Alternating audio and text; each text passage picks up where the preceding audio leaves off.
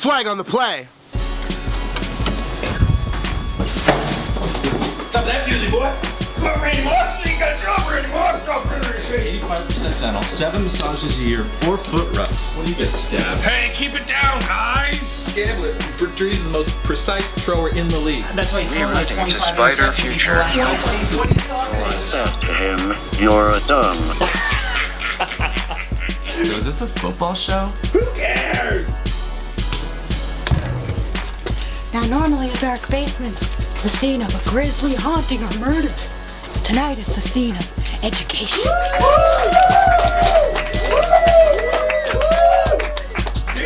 Hi, welcome to Flag on the Play. I'm your host, Hugh. This is your co-host, Paul. And I'd just like to welcome you, the most important part, our audience. Just thanks for coming out this week, and thank you for being you. This week, we've got a heck of an episode lined up. Starting off with a little news update. Paul, tell us about it. Bunch of players are injured right now. Michael Vick's out.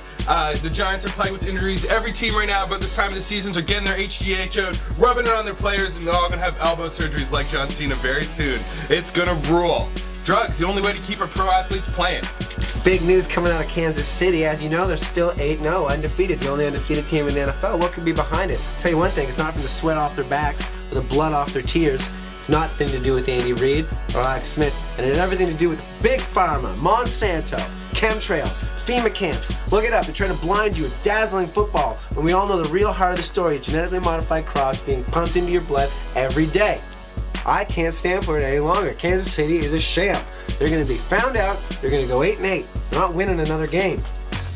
This week we thought we'd do a bit of a divisional report card, take a look at some of the divisions and see who's doing dirty in them. Paul's up first with the NFC East. The NFC East started this year off looking like they're going to be the monster division. Every team looked rad. Everyone had all their hopes. Vegas had high numbers on them. But now look what we got. Chips Kelly's offense fell apart. Michael Vick's injured. RJ3's leg looks like it wasn't healed at all. And I don't even want to start him with the Giants. I'm working like a playoff machine, like a Jets fan, to try to figure if the Giants can make it to the Super Bowl. I have Tandy night and day working on it.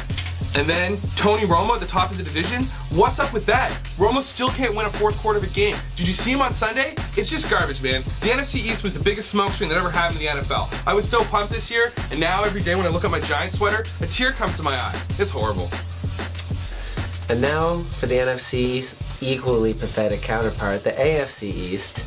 We've got the Dolphins. I mean, they're all right, I guess, but they're not going to break into the playoffs. We've got the Bills.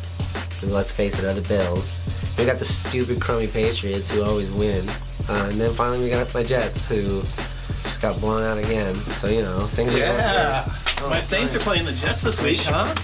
That's gonna be a good game, huh? Yeah, Humiliate them in front of their hometown crowd. Yeah. They're gonna bench Gino again, you know? Because you're gonna want Mr. White Pants back. Hey Hugh, I'm just joking around, buddy. I'm just kind of razzing you, you know? No. Hey, you know, you guys should think about the sociological ramifications of what you guys support. The edifice here, you know? Noam Chomsky said that spectator sports, they just draw so much brain power away from people who think they can't understand government and the way that society actually runs, and they just waste it on fantasy football and all this bullshit. Noam Chomsky said that? Yeah. Huh. I thought his name was Norman. That's his brother.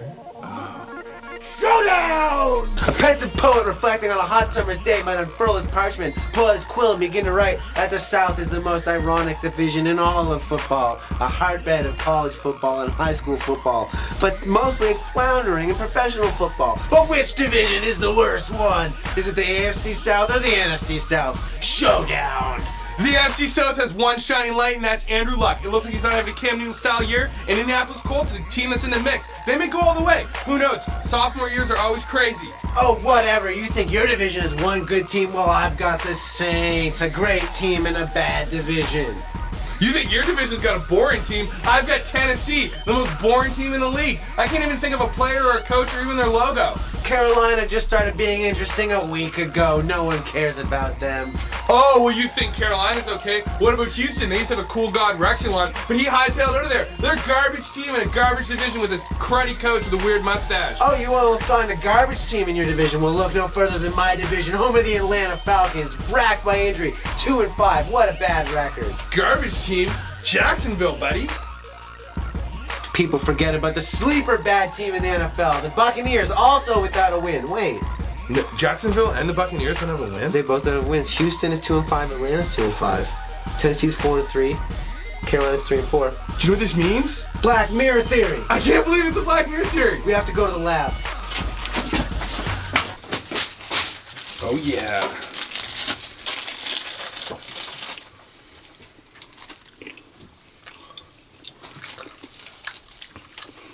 What were we here for? I don't remember.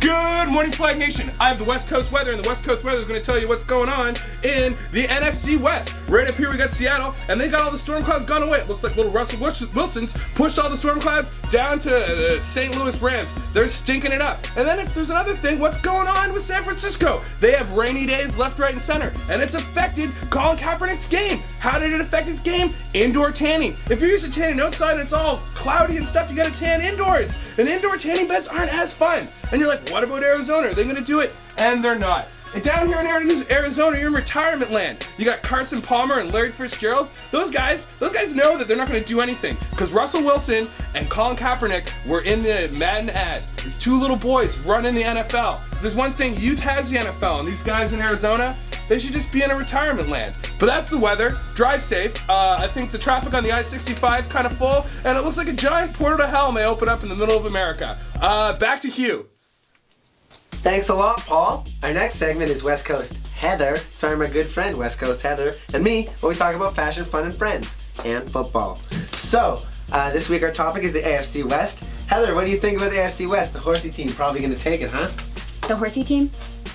I'm gonna go ahead and assume that you're talking about the Denver Broncos right now, and I'm gonna say, heck yes, they're gonna take it, because they have shattered the franchise scoring record in less than 8 weeks. What would you? Yeah. Yeah. You think they're gonna win the division? I mean, they might. Them or the Chiefs, because they're undefeated, so hard to say. Wow. So you actually know a lot about football for a good... I'm sorry? Nothing. For a what? For a good friend of mine. No, it sounded like you were gonna say for a girl, which does not surprise me at all, Hugh. You know, everyone thinks that America is a man's country and football is a man's sport, but America and football are for everyone, including me, West Coast Heather. Not that anyone on Flag and Play would even know about it. I mean, when's the last time you had a female guest on this show? Well, I think we... Yeah, exactly. You have one very talented woman and you stick her on third camera. Like, we already have... Do you even have any women writers? No, it's the creative vision.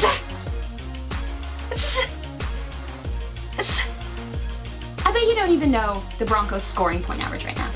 It's 44.8 points per game. Okay? That means they're in line to score 716 points over this entire season. Or what, are you surprised that a woman knows math? No, I don't. Here's some math. 1 + 1 = 2. Thumbs down for this pile of patriarchal crap right here. Okay? And I'm pretty sure with those two facts, I said more facts about football than you've said in the entire history of your show. So, suck it. West Coast Heather out. Flag on the Play doesn't hate women, and we love everyone. Some of my best friends are ladies. Paul? Old Classics Die Hard. I'm here right now with the Who Cares Report with the Who Cares Demon Spencer. What's this, a Jacksonville Jaguars jersey? That's right. I ditched the Miami Dolphins and now I'm going with a guaranteed sure bet. The Jaguars. Because guess what? They'll never win. They're always going to lose, guaranteed. Nice. That's the laziest football logic I've ever heard. It truly is. Good job, Really man. outdone myself. He truly has. The Who Cares Demon brought it again. What do you think about the Titans and the Rams? Honestly, don't care. The Chiefs and the Bills! I've never even heard of those teams before now. The Chargers and the Redskins! Don't care. Not at all. What do you think about the Bucks and the Seahawks? Well, I don't even care about my own team, the Jaguars, so I definitely don't care about whatever teams you just said. That's it. That's the Who Cares Report. Patch is here with a fable from a book of fables. This story takes us into the north, the NFC North, where we meet up with a wise wizard named Aaron Rodgers. One day Rodgers wandered through the wastes in the north, looking for any team to challenge him for his throne and his crown. First he came upon a bear, mighty and proud. Aaron Rodgers said, "I know you, bear. I know your type. proud and boastful, but inconsistent when it counts most, and fit to anger and wrath. The bear said, "Shut up, Rogers. You're a jerk and a bully, and I know your kind as well. I know that you are fit to flashes of brilliance and fits of inadequacy." Aaron Rodgers said, "I curse you, bear. Get out of my sight." And he struck the bear down, and the bear's hopes of winning the NFC North were struck. Next, he came upon a Viking sailing in his ship, and he said, "I know your kind too, Viking. Too long away from the halls of glory for you. Too busy with meat and drink to focus on the fundamentals. And too busy to gather a new quarterback instead of focusing on the ones you already had." To which the Viking replied, "Arr! Be ye gone from here, Aaron Rodgers, with your proclamations of doom and woe.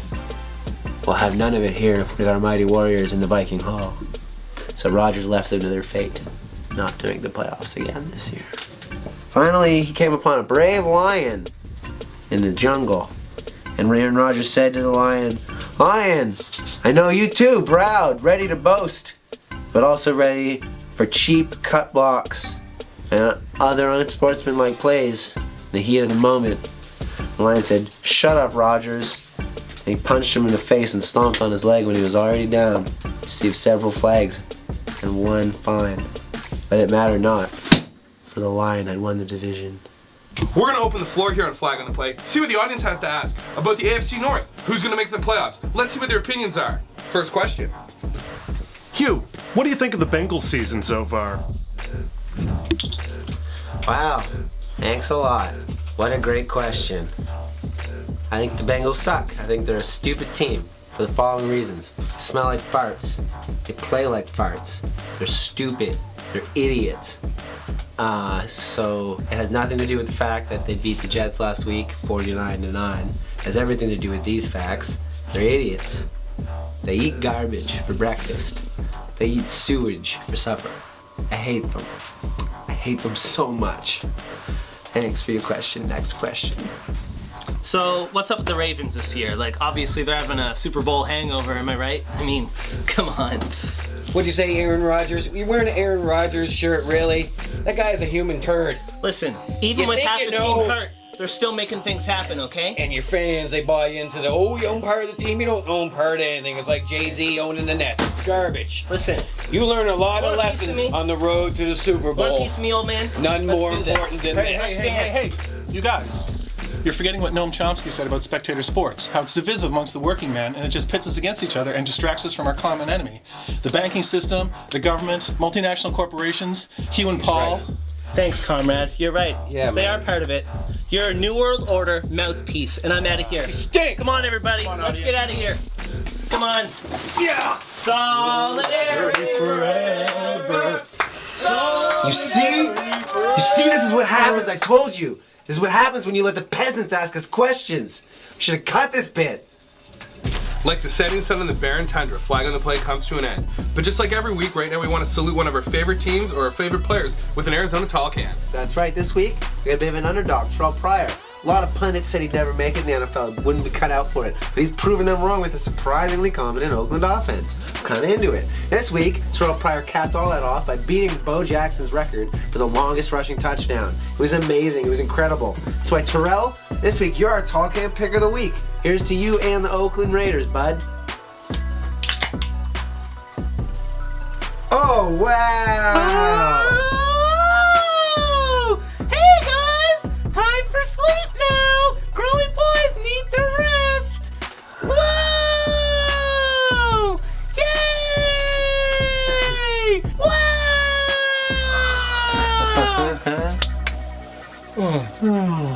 Hugh, do you ever think we alienate our audience? Maybe sometimes, but I don't think they'll be too upset. I mean, sure, we reinforce gross patriarchy, and we glorify a disgusting sport mechanism powering a huge capitalist enterprise. But I mean, everyone with a brain knows that football cripples, maims, and kills its players, and every week millions of people cram into stadiums to watch that, and we make people laugh, so I think they'll be back. Oh, I can sleep easy now. Thanks, buddy. No problem. Good night, bud. Good night, bud.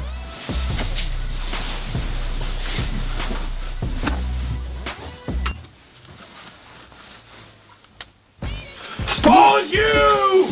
forgot to come save me. I'm still trapped in this dust dimension. The Steelers gotta play the Pats this week, so I'm gonna save myself the time and chill out here. They got a margarita bar. It's rad. Well, send me an email, please, and then come save me. Margaritaville. Wow, well, I guess everyone will have to tune in next week to see us rescue Old Man Paul. Good night, buddy. Good night.